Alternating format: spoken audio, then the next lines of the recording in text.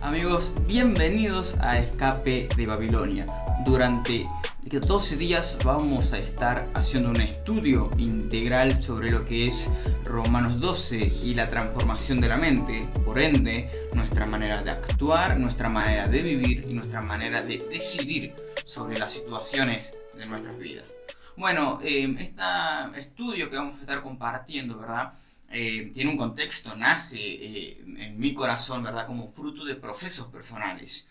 Durante los últimos años en mi vida había vivido en un contexto total y absolutamente errado y fuera de la voluntad de Dios. Constantemente estaba haciendo mi voluntad y cumpliendo mis deseos en nombre de los deseos de Dios. O sea, utilizaba a Dios como un medio para satisfacer mis deseos y no vivir realmente para los deseos del corazón de Dios. Y eso me llevó a un proceso profundo en el que el Espíritu Santo trató mucho conmigo, y no fue un proceso corto ni sencillo, fue un proceso arduo. Pero como resultado de todo esto nace Escape de Babilonia. Y si bien nos vamos a basar en Romanos 12, que es el texto base, digamos, donde parte todo lo demás, vamos a hacer un abordaje exhaustivo durante de lunes a viernes, 2 semanas, 10 puntos, más las sesiones de preguntas y respuestas vía Zoom. Vamos a estar de alguna manera buscando la forma de aprender un poco más y acercarnos, ¿no?, a una transformación integral de la mente. Te agradezco y te felicito por sumarte, porque realmente va a ser una experiencia transformadora y porque además en lo personal me ha transformado a mí, y considero que esto también lo puede transformar a ustedes. Bueno, a ver, para poder hablar, ¿verdad?, lo que es la transformación de la mente, algo que a mí me hizo mucho impacto, que es de ahí donde sale el nombre, ¿por qué Escape de Babilonia, no? De ahí sale el nombre, es porque leyendo, ¿verdad?, Isaías 48:12, dice: huyan de en medio de ellos, salgan de Babilonia. Y claro, y a mí me hizo mucho ruido ese texto y no entendía en plenitud a qué se refería con huir de Babilonia. Entonces me puse a averiguar un poco cómo era el contexto histórico, ¿verdad?, y social en el que el pueblo de Israel estuvo en cautividad en Babilonia. Y particularmente me sorprendí al enterarme de que el pueblo de Israel, o de Judá, ¿verdad?, los judíos como se conocía, realmente no estaban, ¿cómo decirlo?, de una manera esclavizados al punto que ellos deseaban o añoraban volver a sus tierras. No, estaban de una manera medianamente cómodos, se les respetaba su cultura, su lenguaje y algunas cosas más, y se les permitía la libertad de culto. Pero había un detalle muy, pero muy importante, que era que no se les permitía, por razones obvias, por cuestiones de distancia, poder darles los sacrificios que a Dios le agradaba, como se hacía, ¿verdad?, en Israel y en Jerusalén. Entonces, ahí ya hay algo puntual. Lo que unía la conexión del pueblo de Judá, el pueblo de Israel, con su pueblo, eran esos sacrificios, ¿verdad?, que eran para la expiación eran esos sacrificios que eran para la transformación de sus vidas y el perdón de sus pecados. Obviamente sabemos que no era suficiente, por eso vendría el Señor Jesucristo a cubrir todas las faltas y pecados. Pero de igual manera era el sistema que se había instaurado en ese entonces. Y al estar en Babilonia, vivían bien, algunos hasta bien comenzó a ser comerciantes, otros vivieron bien. Luego de los 70 años de cautividad, no hubo como lo que nosotros esperábamos, que salieron todos corriéndose en busca de la libertad. Porque en realidad, si leemos con cuidado, vemos que un pequeño grupo fue el que decidió volver, y lo decidió en su corazón para reconstruir donde todo se había destruido. Pero hubo un gran número de personas que prefería vivir en Babilonia por el hecho de la comodidad personal y la cultura babilónica impregnando, ¿verdad?, la cultura judía, la cultura del reino. Bueno, este es el siguiente punto que vamos a estar tratando en los siguientes días, lo que es la cultura babilónica, la cultura del reino, para poder empezar a entender cómo es esa transformación de la mente. Porque obviamente nuestra mente se rige y se mueve en base a una cultura. Entonces, ese es el tema de hoy. Hoy vamos a estar hablando justamente de lo que yo llamo el gran dilema, ¿verdad? Que el gran dilema en realidad es esa confusión que nosotros tenemos en nuestro interior entre lo que realmente fuimos diseñados y somos y lo que realmente este mundo nos quiere hacer creer que somos. Eso es un gran dilema porque si vamos al primer hombre creado, que fue Adán, desde el primer hombre hasta estos días, lo que el enemigo siempre ha intentado es, de alguna manera, influenciar en la cultura para que desde la influencia en la cultura cambie nuestra manera de pensar, de ver el mundo y de accionar justamente en base a esa manera de ver el mundo. Pero no nos adelantemos, vamos al primer punto. Y la primera pregunta importante con la que vamos a estar arrancando este estudio. No podemos hablar de Romanos 12 y no podemos hablar de la transformación de la mente sin entender primero de qué se alimenta la mente. Entonces, la mente, una de las cosas que más consume es su cultura, porque la cultura que uno tiene es lo que nos mueve al accionar. Pero, ¿qué es cultura? Bueno, cultura etimológicamente tiene muchos significados y se adecua tanto en el contexto en el que se aplica la palabra como en el momento histórico en el que se la define. Pero etimológicamente, yendo a las bases, a las raíces de la palabra en sí, cultura se puede definir como dos cosas: lo que se cultiva y a lo que se rinde culto, ¿verdad? Entonces, si lo pensamos de una manera básica y digamos lo más desarmado posible el concepto, todo lo que vos le rindas culto, lo que para vos sea importante y le rindas culto, ¿verdad? Más, o sea, y gracias a ese culto, vos generás, cultivás hábitos para cuidar este culto. Eso es tu cultura. Eso es lo que vos vas a cuidar, es la escala de valores que vas a manejar para cuidar aquello que estás adorando o estás, mejor dicho, rindiendo culto. Entonces, si vamos, por ejemplo, ¿por qué empieza a existir la idolatría en el mundo? Porque, por ejemplo, si tenés a los primeros habitantes de esta tierra viviendo del ganado, viviendo de lo que es, digamos, el campo, ellos necesitan la lluvia, necesitaban el sol, necesitaban el frío, el calor en distintas estaciones. Entonces, ellos requerían una necesidad. Y de esa necesidad generaron un dios, el dios de la luna, el dios del sol, el dios de la lluvia, el dios del mar. Entonces, esa idolatría nace en realidad en a quien están rindiendo culto. Y le rinden el culto de quien tienen necesidad. El primer hombre, Adán, realmente la única necesidad de conexión que tenía era de Dios. Porque era su creador, era su padre. Tenían una conexión tal, una comunión tal, que Adán no podía, ¿verdad?, sentirse desconectado de Dios. Cuando el pecado entra en el huerto y entra en el mundo y entra en Adán, esa desconexión se rompe y el diseño original de Adán es arruinado.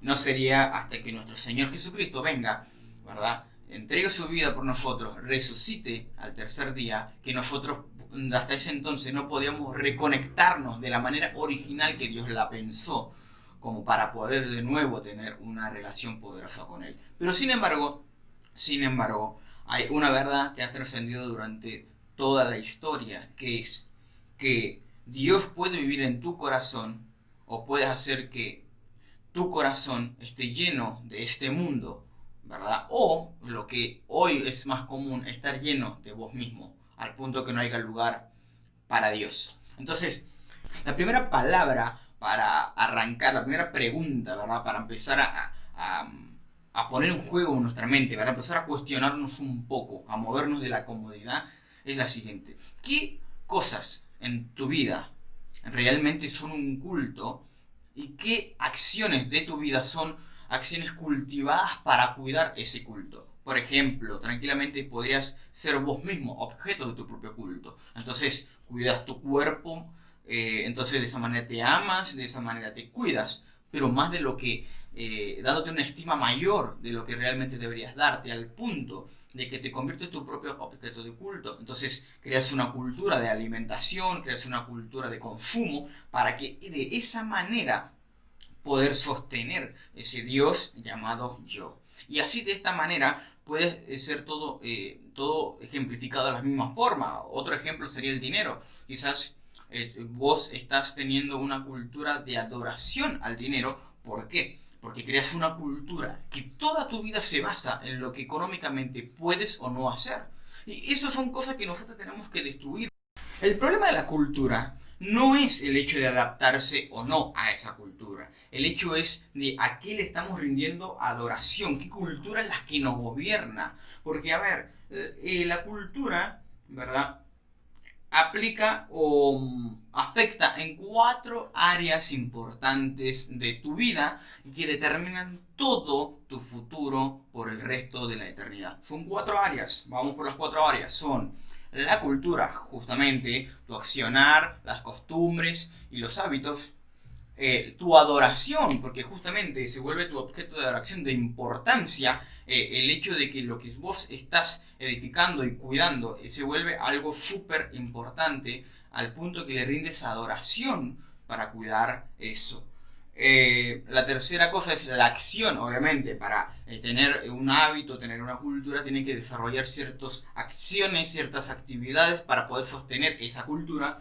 Y cuarto, la vida, ya sea el estilo de vida, ya sea una vida de adoración o una vida de devoción o una vida de comunión.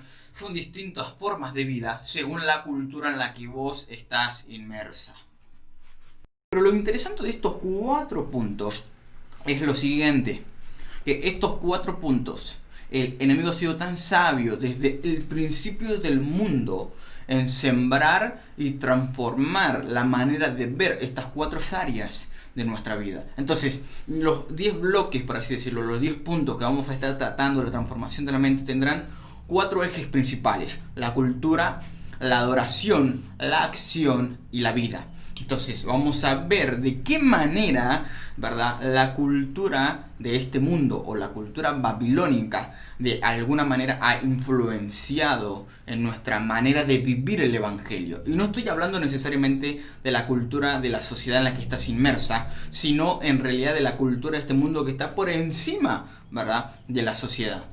Quiero leerte Romanos 12, ¿verdad? Vamos a arrancar leyendo ese versículo que es justamente donde arranca todo. Y quiero leerte Romanos 12 en versión Nueva Traducción Viviente, y dice: por lo tanto, amados hermanos, les ruego que entreguen su cuerpo a Dios por todo lo que Él ha hecho a favor de ustedes. Que sea un sacrificio vivo y santo, la clase de sacrificio que a Él le agrada. Esa es la verdadera forma de adorarlo. No imiten las conductas ni las costumbres de este mundo, más bien dejen que Dios les transforme en nuevas personas al cambiarles la manera de pensar. Entonces, recién entonces, aprenderán a conocer la voluntad de Dios para ustedes, la cual es buena, agradable y perfecta. Muy bien. Todo esto lo vamos a estar desarmando, ¿verdad?, en el resto de los días. Pero hoy te quiero que te quedes con la siguiente idea, lo cual es lo clave, lo medular del día de hoy. Dice: les ruego que entreguen su cuerpo a Dios por todo lo que Él ha hecho a favor de ustedes, y que sea un sacrificio vivo y santo. La palabra santo significa apartado, alejado, o sea, ¿cómo decirlo? Como está predestinado para un fin, apartado de lo demás para un fin. Eso es santo. Y esa es la santidad que Dios busca de nuestra parte, que nosotros apartemos nuestro corazón de esas cosas, ¿verdad?, que nos alejan del corazón de Dios. Y hago esta distinción porque muchas veces nosotros creemos que apartarse es no escuchar un estilo de música, o no vestirse de tal manera, no hablar de tal forma, no juntarse o tener amistad con una clase de gente. Y esa realmente no es una transformación. Eso es simple y meramente creer de que con acciones de este tipo se puede cambiar tu mente y tu corazón. Y eso no, o sea, el problema del hombre, de nuestra humanidad, es el corazón, no la ropa, no la vestimenta, ni siquiera nuestra manera de hablar. El problema es el corazón. ¿Dónde está nuestro corazón? Si nuestro corazón está lleno del Señor o está lleno de la cultura de Babilonia. Y me encanta porque dice entreguen en sacrificio. Y simplemente quiero adelantarte esto. En Babilonia se les permitía la libertad de culto, pero no se les permitía entregar sacrificios a Dios. ¿No has pensado acaso cómo la cultura de este mundo poco a poco nos ha llevado a pensar que nosotros no tendríamos por qué sacrificarnos por Dios, porque Dios ya hizo todo, pero al punto de que no abandonemos nuestros pecados, al punto de que no abandonemos nuestros sueños e intereses egoístas, en vez de entregarlo todo y seguir en pos de la voluntad de Dios? Es decir, Señor, entrego todos mis sueños, entrego toda mi voluntad solamente para vivir por los tuyos. Dame tus sueños, hazme parte de tus planes. Justamente ese es el problema. Ese es uno de los meollos de la cuestión. Que hoy, sin darnos cuenta, hemos puesto en el lugar de Dios al yo. Nos hemos puesto nosotros en el lugar de Dios. Y eso es lo que Babilonia busca. Babilonia siempre se destacó de ser una cultura que priorizaba, ¿verdad? O sea, como que potenciaba, ¿verdad? La autocompasión o la autopercepción de sí misma, y la llevaba a niveles que ya era idolatría de sí misma. Y algo es clave, que si no te permiten que tú le entregues o vos le entregues, te entregues en sacrificio a Dios, no vas a morir. No vas a poder experimentar una transformación de tu vida. No vas a poder morir a este mundo, morir a tu carne, morir a tu pecado. Sino que al contrario, de una u otra manera tratas de acomodar el evangelio a la manera que a vos te sea cómodo, en vez de vivirlo como realmente está planteado. El evangelio se basa, ¿verdad?, en gracia y en verdad. Todos somos pecadores, todos fuimos destituidos de la gloria de Dios. Y eso es una gran verdad y es innegable, es un 100% verdad. Pero también es 100% gracia el saber que Jesucristo entregó su vida por nosotros y nos transformó y nos rescató de las manos del enemigo para darnos una nueva vida y así abrirnos el camino al Padre. Eso es 100% gracia. El problema es, ¿estamos viviendo bajo la gracia? ¿Estamos viviendo bajo la cultura del reino? ¿O estamos permitiendo que en nuestra vida de comunión con el Señor nos estemos manejando de una manera distinta bajo la cultura de Babilonia? En el día de mañana, en el siguiente video, mejor dicho, voy a estar hablando la diferencia que hay entre cultura babilónica y la cultura del reino de los cielos. Y esto va a hacer un pasito más, ¿verdad?, con respecto a lo que se viene, con respecto a los próximos días. Por hoy simplemente te quiero resumir todo este video en pequeñas palabras para que te quedes con esto, para que puedas ir digiriendo toda esta información, y ya mañana vamos a sumar un escaloncito más y de esa forma seguir construyendo, ¿verdad?, todo este estudio bíblico. El primer punto es la primera pregunta, ¿verdad?, es ¿cuál es tu objeto de culto? ¿Cuál es tu objeto de adoración? ¿Y qué costumbres, qué acciones has cultivado para cuidar ese objeto de culto? Quiero que en tu corazón lo busques realmente. ¿Qué es lo que realmente mueve tus acciones qué es de tal manera fuerte en tu vida que mueve tu manera de actuar y tu manera de pensar y tu manera de vivir? Segundo punto, y no menos importante, ¿de qué manera nosotros estamos viviendo a este mundo y si estamos dejando que este mundo influencie en nuestra fe? Que si nosotros estamos viviendo un evangelio realmente basado en lo que Jesús dijo que era, o estamos viviendo un evangelio basados en lo que a nosotros nos conviene que sea. Eso es una gran distinción. Y por último, y tercer punto, ¿qué hábitos, qué cosas estamos nosotros de alguna manera construyendo para que todo lo que nosotros hacemos realmente o edifique el cuerpo de Cristo o edifique nuestros intereses egoístas, nuestros intereses narcisistas? Entonces te dejo estas preguntas para que razonemos. No te olvides que tenemos un grupo de Telegram, lo cual allí puedes comentar qué es lo que te ha parecido el video, puedes poner todas tus dudas, tus consultas y vamos a estar charlándolo. De igual manera también puedes escribirme a mi cuenta de Instagram guías.ema. Y bueno, nada, nos vamos a encontrar en el próximo video. Si te ha gustado, obviamente puedes suscribirte para que esto siga creciendo y juntos podamos caminar en pos de la transformación de la mente. Hoy dimos este primer paso, empezamos a mover un poco de nuestra cabeza y a cuestionarnos qué es lo que nosotros aquí estamos adorando y a qué no, y qué es lo que en nuestra mente está influenciando. Así que mañana vamos a hablar de lo que es la cultura babilónica. Vamos a entrar de lleno, ¿verdad?, a explicar cómo funciona la cultura de Babilonia, que es la representación de la cultura de este mundo, cómo funciona, de qué manera esa cultura nos influencia o afecta, ¿verdad?, nuestra relación con el Señor, y la cultura del reino, la cultura de los cielos, que el mismo Señor Jesucristo vino a acercarnos a través de su vida. Y así seguiremos avanzando en los próximos puntos. Nos vemos en el próximo video y seguimos adelante con Escape de Babilonia.